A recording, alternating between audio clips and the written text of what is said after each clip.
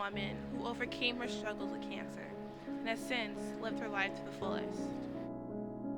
My name is Johnny Murray, and right now I'm 71 years old.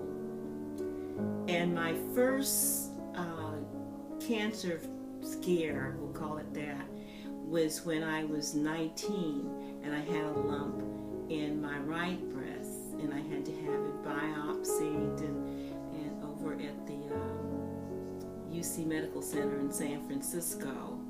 And then back in those days, they only performed what they call radical mastectomies, which meant that if they would remove my breasts, and also they would remove all the muscle tissue in the arm, and so the arm would be useless after that. But fortunately, blessings, it was not malignant, and so I just moved right along. The next time I had an incident with a lump, it was in my right breast. Now, for about 18 months, I pestered the doctors to do a biopsy because I truly believe, because I've been told when I was a little girl, that if something grows on you after you get here, you need to cut it off. And that had been my practice. You know, lumps, moles, whatever. If it looked strange, I would insist on having them remove it. So I finally was able to convince the doctors to do a biopsy. And it was fortunately that I did, because, yeah, they were right. They were somewhat right. The lump was not malignant, but underneath it was. The lump was benign, but underneath it was malignancy. So had I not been so insistent upon having them do the biopsy, by the time it would have been discovered, it would have been too late. I would have been way off into the stages of cancer.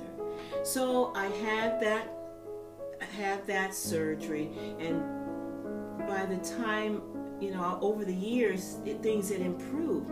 I had what was called a modified radical. So I made the choice. It was a choice, as women always have a choice. I made the choice of having my breast removed. I could have had a lumpectomy. I could have had radiation. But for my own peace of mind, I chose to have the mastectomy. And they removed, gosh, I'm not sure, I can't remember now, but I think it was in the teens, of the lymph nodes on my arm. So there was no involvement of the lymph nodes. So I did not have to have chemo, nor did I have to have radiation. And my doctors just said it was not necessary for me, because I wondered about that, why I'm not having that. And so that was what has happened for me. I'm now, gosh, how many years survivor? 20 plus years survivor. After about 2 years, I made the decision to have reconstruction surgery. I didn't want to have it initially. It can all be done in one procedure, but I didn't want to do that. I wasn't that interested in that. But after wearing a prosthesis for a couple of years, and it was hot and uncomfortable, I made the decision to have reconstructive surgery. You want to reach your 5th anniversary. See, and it's just kind of hard for me to talk about all of that, because I'm not sure. I so early that I didn't have to have chemo, I didn't have to have radiation. One thing I did do for a couple of years, I worked in a program called Reach for Recovery, and it's through the American Cancer Society. And what happens when the hospital connects you with the Reach for Recovery program, and so when the day or so after you have had your surgery, that's the way it was for me anyway, there's a person who came in and and visited with me. Now that person is a cancer survivor, and so they come in and they talk to you. They really kind of thought I was making faster recovery than I really was emotionally, because generally you cannot become a Reach for Recovery volunteer. I don't remember, it's right away. It's a couple of years, but I went into the program with the training fairly early. And I think the reason for that, I shouldn't say I think, I was really told that because there was, right here in El Cerrito, there was so few or no other African American female who was trained to be a Reach for Recovery volunteer. So they kind of wanted me to be a part of that. And I remember two of the ladies that I went make home visits and talked with them and shared my experience, and I know one, and I believe the second one also did not survive. So, and the reason why I had the surgery, because I said to myself that if I had the surgery, I called it, I would not be able to, the surgery meaning the removal of my breast, I wouldn't be able to look back and see cancers. I had this idea in my head. It would mean I would turn the corner. I call it turning the corner. If I had radiation, I felt like, oh, I'd be worried. Did they really, did they get back in the day, they had to put in probes, and I'm going, I've been worried, did they get the probes placed right? Did they really get it all? I worried about that.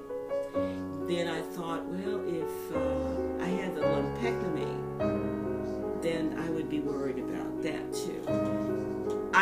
And to this day, I believe that the lumpectomy is not the way to go. I know a number of women do that. I don't know why. When I'm talking to someone and they chose to do that, I don't question them. I don't question them. If a person is in doubt, then I share with them my reasons for why. I don't believe it's the right thing to do. I don't think I would not be able to handle it. I would be worried about it. I know of two people who had lumpectomies, and their cancers was after they didn't survive as long as I did, and theirs returned, and they didn't make it. They didn't make it when they came back. So for that reason, I'm still believing and thankful that I went the whole 9 yards. I didn't have that vanity. I don't understand a lumpectomy other than, from a medical standpoint. I would only understand it as being vain. In fact, the surgeon that I had told me he would not perform a lumpectomy on me if I chose. He had to, as state law says, they have to present to women all the options. But he said, I won't do the lumpectomy. You'll have to go someplace else if you choose that. He would have recommended me for radiation. But after I thought about it and talked with some friends that were nurses, and just felt like, no, that's not the way to go either. I'm just going to go, I'll just have my breast removed, and I think that's the best way, because it's given, I have had absolute peace of mind. Oh, but yes, let me tell you, right after I had it, the surgery, I did worry. You go like, I don't know. I just worried. I went into, I don't know what it wasn't a depression, but anxiety. That would be the way I would describe it. I had a period of anxiety. And how did I get over that? Well, I had an oncologist. My oncologist.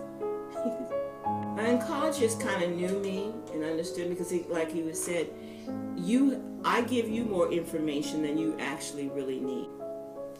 And so he finally just told me that I was okay. There wasn't anything to worry about. And then he told me to get over it. And so I did. And I said, well, okay. If there's nothing for me to worry about, I will get over it. And I did. And I stopped thinking about it. You know. Well, I think once you have had, for me anyway, having cancer, it was Christmas Eve, now that I remember, when I got the news.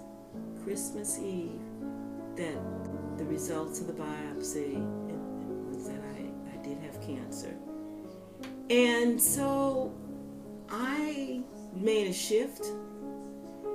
I just lived my life to the fullest. I enjoy myself 100%. I really kind of did the things that I was supposed to do, a lot of stuff I was supposed to do. And then after I had the cancer, I always knew it was not a dress rehearsal. I always knew that this was it. This is it. There's not another chance. And so I just went about doing it. I made some choices that maybe weren't not the best choices for me, but they were the choices that I had to make. I don't really regret them. I have a wonderful, full, exciting life.